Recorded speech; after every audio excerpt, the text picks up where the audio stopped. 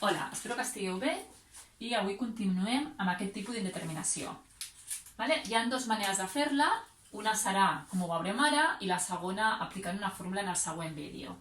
Primer de tot, abans de fer aquest tipus d'indeterminació, heu de saber que si jo tinc un més un dividit entre una funció elevat a aquesta mateixa funció, el límit de tot això quan la x tendeix a infinit és igual al número e. El número e és un número irracional que té infinites xifres decimals, com el número pi, que aproximadament és 2,718281 punts suspensius. Això ja ho demostrarem a classe i ara l'únic que heu de fer és tenir en compte això. És a dir, per poder fer aquests exercicis hem d'utilitzar aquesta fórmula. Per tant, suposem que tenim aquest límit. Límit quan x tendeix a més infinit de x més 3 dividit entre x menys 2 elevat a x més 1. Primer de tot, heu de comprovar que aquest límit tendeix a un elevat infinit. I quan tingui un límit d'aquestes característiques, jo he de saber que el resultat serà el número e elevat al que sigui. Per tant, el primer que he de fer és veure i comprovar que aquest límit em dona 1, que fixeu-vos que és cert, perquè el grau del numerador i el denominador és 1, ens quedàvem amb els coeficients de grau més gran, que és 1 entre 1, i elevat a infinit. Per tant, estem en aquest tipus de límits. Què hem de fer? Hem d'intentar convertir aquesta expressió en una expressió d'aquest tipus. Per tant, fixeu-vos, el primer de tot, hem d'intentar convertir aquest 1, que a priori no tenim.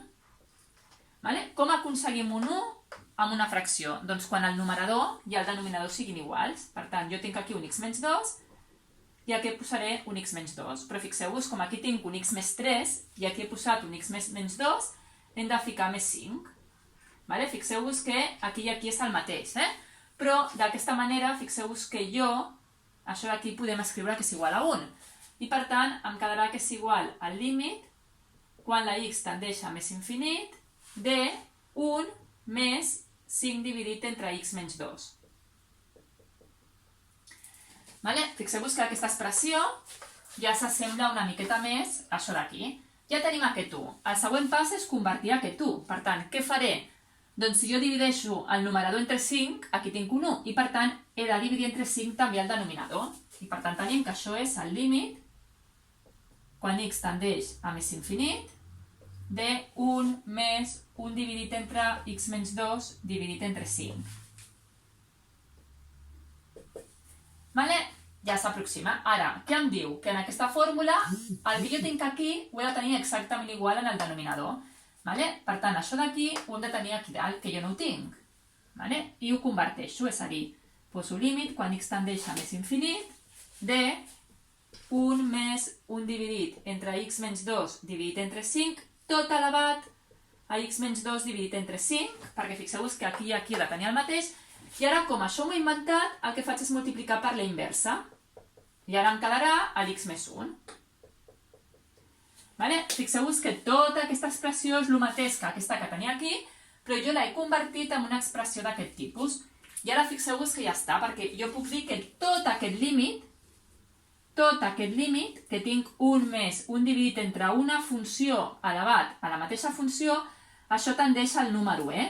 I per tant em quedarà el número e elevat a aquest límit. El límit, quan x tendeix a infinit, de 5x més 5 dividit entre x menys 2. I això serà e elevat a 5. Perquè fixeu-vos que aquest límit d'aquí tenen el mateix grau, que és un numerador i denominador, i agafem els coeficients de grau més gran, és a dir, 5 entre 1, que és 5. Per tant, hem acabat dient que el límit d'aquesta expressió d'aquí em dona e elevat a 5. Ho podeu comprovar amb la calculadora, Si agafeu, per exemple, 1.000 i feu 1.000 més 3 entre 1.000 menys 2 elevat a 1.000 més 1, veureu que aproximadament us queda el número e elevat a 5. I ara farem un segon vídeo on expliquem com es pot resoldre aquest mateix exercici d'una altra manera.